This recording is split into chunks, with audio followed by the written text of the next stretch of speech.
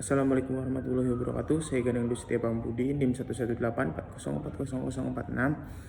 Di sini saya akan menjawab soal UTS mata kuliah manajemen penanganan bencana. Yang pertama ada macam-macam bencana.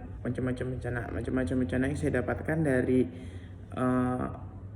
BPBD Kabupaten Bogor yang dilansir dalam situs resmi kepemerintahan Kabupaten Bogor. Bencana alam terbagi menjadi 3, yaitu bencana alam geologi, meteorologi, dan ekstrateritorial. Yang pertama, bencana alam geologi itu terjadi di permukaan bumi seperti tsunami, gempa bumi, gunung meletus, dan tanah longsor. Kemudian bencana alam meteorologi adalah yang dipengaruhi oleh iklim, seperti jika ada musim hujan nanti akan ada banjir dan musim kemarau akan ada kekeringan.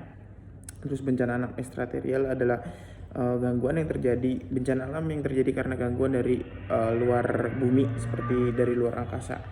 Yang kedua ada dalil atau surat yang menjelaskan soal bencana. Saya di sini mengambil surat Al-Hadid ayat 22 ya, yang bunyinya ma asoba min musibati fil ardi wala fi anfusikum illa fi kitabim min qabli an nabra'aha inna dzalika ala Allahi yasira. Yang artinya setiap bencana yang menimpa di bumi dan yang menimpa dirimu sendiri semuanya telah tertulis dalam kitab sebelum kami mewujudkannya. Sungguh yang demikian itu mudah bagi Allah.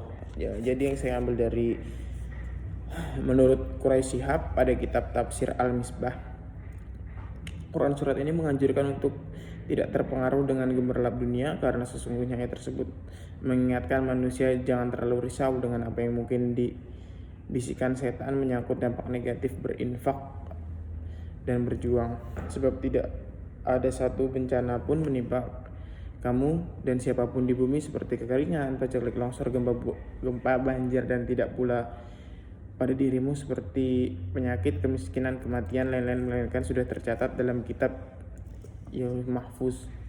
Yang ketiga ada mitigasi bencana. Mitigasi bencana itu apa sih? Mitigasi bencana merupakan serangkaian tindakan sejak awal untuk menanggapi suatu peristiwa alam dengan mengurangi dan meminimalkan dampak peristiwa tersebut terhadap kelangsungan hidup manusia dan lingkungannya.